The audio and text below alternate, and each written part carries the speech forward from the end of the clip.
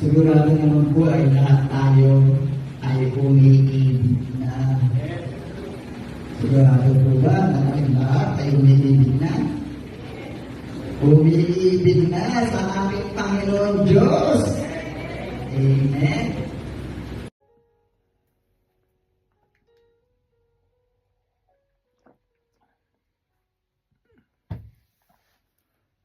Good morning, good day, Church Day, Lord Day.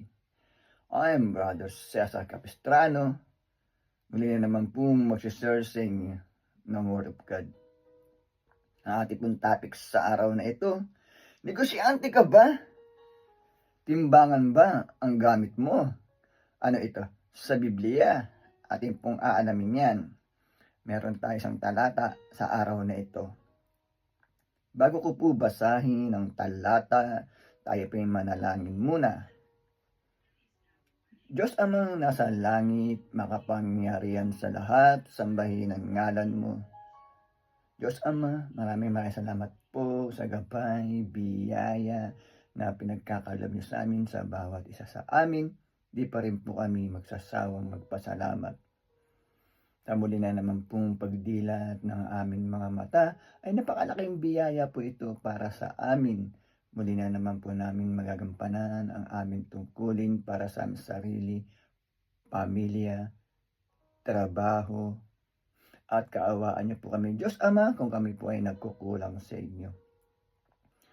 Papasukin niyo po sa amin ang iyong presensya upang sa ganun po ay lubos namin maunawaan, maintindihan ang iyong salita na buhay at makapangyarihan. Sa ngalan ng Panginoong Hesus. Amen.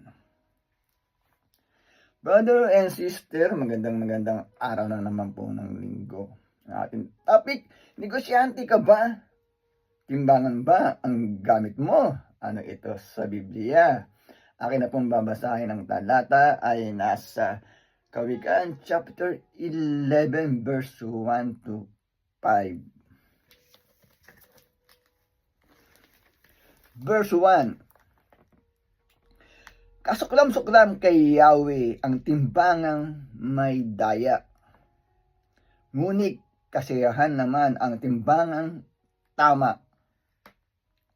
2. Kahihiyan ang laging dulot ng kapalaluan, ngunit ang kababay nagbubunga ng kaalaman. 3.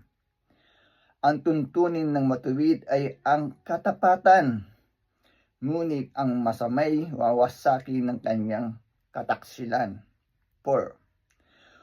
Walang halaga ang yaman sa araw ng kamatayan, ngunit ang katwiran ay naglalayo sa kapahamakan.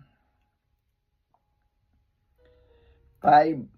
Mas panatag ang landas ng tapat, ang pamumuhay, ngunit nabubuwal ang masama sa sariling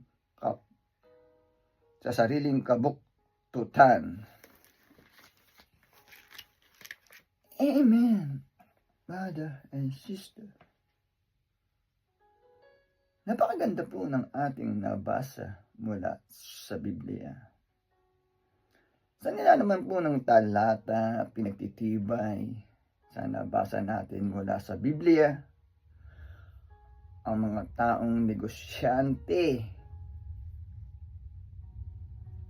lalo-lalo na po pag ang gamit nila ay timbangan. Ito po ay kadalasan ang timbangan ang gamit ay sa mga palengke, brother and sister. Sa nila naman ng talata,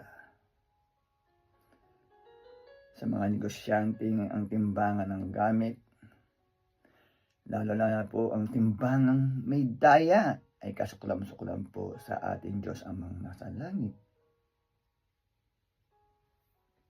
Ito daw po ay mabubuwal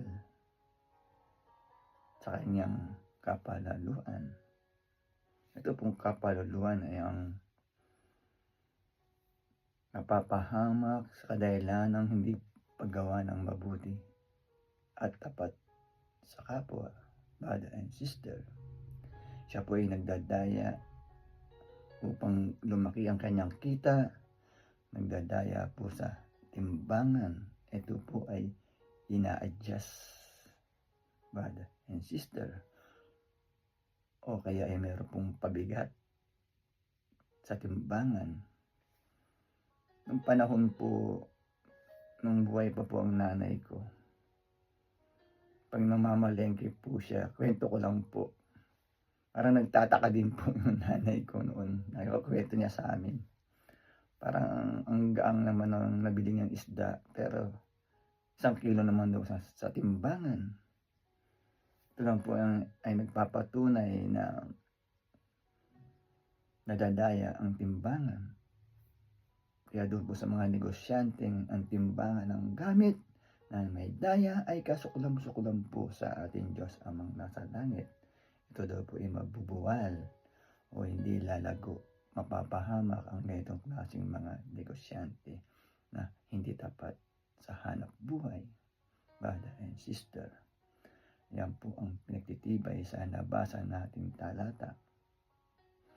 Pero doon naman daw po sa tapat na negosyante ay magkakaroon naman po ng kapayapaan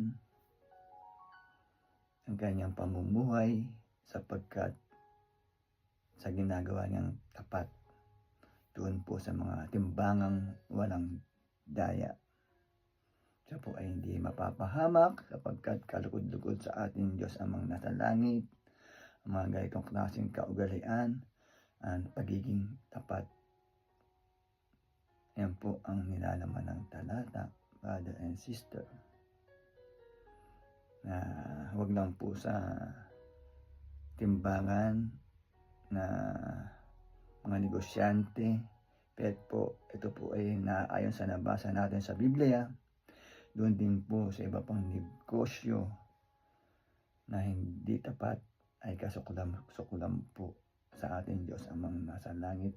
Ito daw po ay mabuwal o hindi lalago. At ang pinakamahirap pa po ay nagkakasala po tayo sa Diyos amang nasa langit. At nagkakasala din po tayo sa ating kapwa sa pangdadaraya po, brother and sister. Kaya wag na wag po tayong magdadaya pagdating sa negosyo. Kapag sa ganun po ay maging kalugod-lugod tayo sa Diyos amang nasa langit. At sa mula nabasa natin sa Biblia ay malalayo po siya sa kabuktutan, sa mga maling gawain, brother and sister. Magnegosyo po tayo ng tapat, nang sa ganon ay maging kalugod-lugod po tayo at lumago, brother and sister. Maging kalugod-lugod po tayo sa ating Diyos amang nasa langit at hindi po tayo nakakapangloko ng kapwa para kumita, brother and sister. Napaganda po ng ating nabasa mula sa Biblia. Kaya po sana ay wag po tayong manawa magkinig every Sunday. Na aking po binabahagi na salita ng Diyos na buhay at makapangyarihan upang sa ganun po ay magkaroon tayo ng kaalaman, gabay at kontrol dito sa sanlibutan, brother and sister. Magtatapos na po yung ating topic, tayo po yung manalangin muli. Diyos amang nasa langit, makapangyarihan sa lahat, sambahin ang ngalan mo. Maraming salamat po, napagpakinig na naman po kami ng iyong salita na buhay at makapangyarihan na nagbibigay lakas po sa aming katawan at spiritual. Maraming salamat po sa pangalan ng Panginoong Yesus. Amen. Brother and sister, lagi po tayong mag-iingat at magdadasal. God bless to all.